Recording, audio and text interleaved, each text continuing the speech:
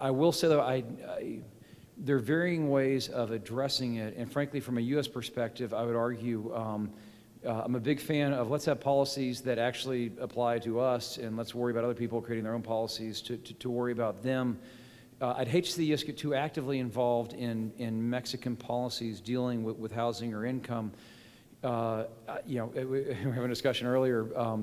I'm a big believer if you create economic wealth that will benefit people, some will benefit disproportionately.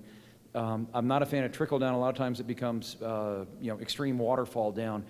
But I do think that the critical element here is supporting the underlying business and industrial growth, and that will be uneven at times. And the head of the McAllen Economic Development Corporation, who really got us into McAllen, who recently passed away, Mike Allen, who I know many in the room know, who was just a fabulous visionary. When he took over, apparently, I guess he told the city fathers, like, I want to be left alone to get me involved in city politics, and I want to run this my way. And when he accepted the job, the first thing he did was go out and pitch Reynosa, and it drove folks in McAllen nuts because they're saying, why on our taxpayer dollars are we supporting a guy who's pushing our jobs over into Reynosa? And his kind of line was, with all due respect to everybody in McAllen, including himself, people don't think about moving to McAllen. They're moving to the border. They're moving there because of Mexico. But as they move to Mexico, we'll win. And I think an extension of that argument is Mexico wins as well. And so in my early trips out to Reynosa, I thought it was interesting in that you'd go there and you'd see these incredible industrial parks, and you would see basically a lot of other beat-up cars or folks taking the bus or bicycles. And then you'd see people living in very, very, tiny homes, tiny rundown homes. And the next time I went back, you'd see a lot of satellite dishes that were up. And, my knee-jerk reaction, again, as an American, or just me, is sitting there saying, well, wow, they're wasting their money. They ought to be saving up. And the next time I went back, they bought a car. And then it kind of hit me, it's really not too different. I think people are the same everywhere. They started having disposable income. They obviously, I'm guessing, were socking away more of it than we did in this country. But you could kind of see them stepping up the economic ladder a little bit through their consumption habits. And as you know, there are a lot of startup businesses and entrepreneurial efforts looking at affordable housing in Mexico, where we may have had a bubble, but they never did in Mexico. And so that I think there's still an impetus to support that. Again, just from where I sit, I don't think this is sustainable longer term. Answering it in reverse, I think in 2050, if you have the income disparity we have today, we've collectively screwed something up. But I'm not surprised that today you still have that disparity. My only hope is that closes with time. And obviously what's going on with the violence is a huge dampening effect on that at the moment. As you all know, I think you went from number 2 to number 1 here in El Paso as the safest city above 500,000 people last year. That's not the trend on the Mexican side. And I think until you sort that out, it's going to be hard to see people saying, I have incremental dollars, I'm going to invest that here in the local economy, and see that push up. Yeah, I'm John Cooper, author of The Advanced Smart Grid. And as you were finishing talking, I Googled Smart Cities Mexico, and Monterey came up as number 4, interestingly, and it's not far from here. I know San Diego is also a smart city. And also it came up an article from Joel Kotkin, The World's Smartest Cities, and the subtitle starts with strong infrastructure, then attractive economies and savvy urban planning. Would you comment on the potential for smart cities along the border and how we might model what's going on in San Diego and Monterey, et cetera? Sure, and I'll caveat it with this opinion is worth what you paid. So we've enjoyed our experience with Sharyland. I mean, it's 6,000 acres. It almost feels like we're creating a little city of sorts. And again, we started with an onion farm. It's fabulous when you aren't saddled with any knowledge or any infrastructure. And so, we could think through the flow plans from a transportation perspective. On our utility, we put everything underground. We put it in conduit. We built a backbone. We've been through 2 hurricanes and literally didn't have an outage in either of them. We were able to start with meters from scratch, so we put in interval data recorders that could capture data on a 15-minute basis.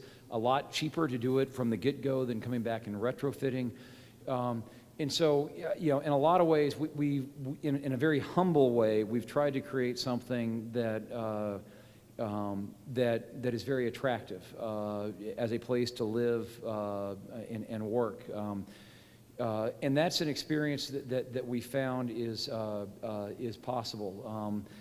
We do a lot of business here with Bill Sanders and the Sanders family. You can look at what Verde is doing in the Santa Teresa area, and you can look at folks that have really invested in this. And I do think there's a bright future for smart cities and thoughtfully planned infrastructure.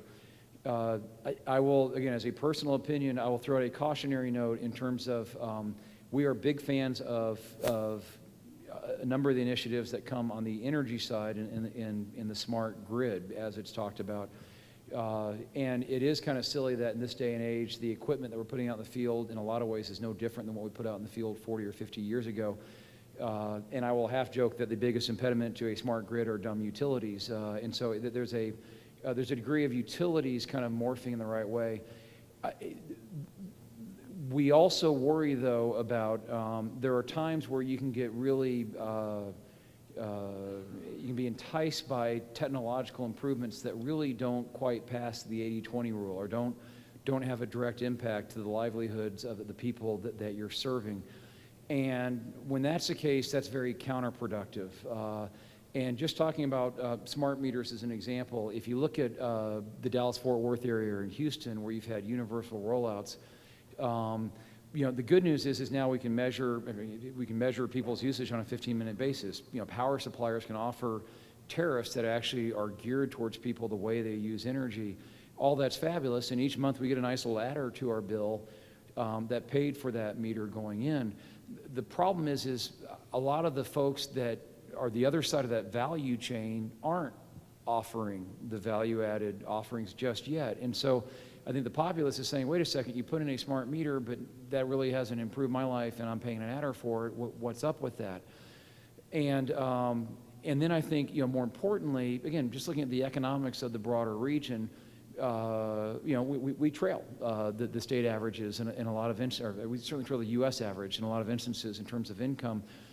In a lot of ways, these are people who can least afford to have technology that isn't fully utilized on their behalf. And so, just speaking about sharing land utilities ourselves, we bought a very rural utility that now has us serving 29 different counties. Our average income of our customers is well below the state average income. We have an impoverished customer class, and really a lot of our drivers are coming out of the oil activity that's going on in our service territories. In the border region is actually healthy, but the vast majority of a lot of our activity now is elsewhere.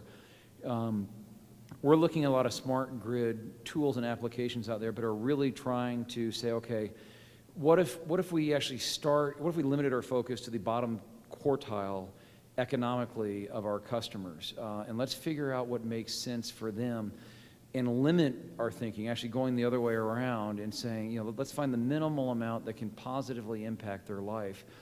If we can do that right, we actually think the ability to scale that into a broader model ought to work. And it may not, but it ought to.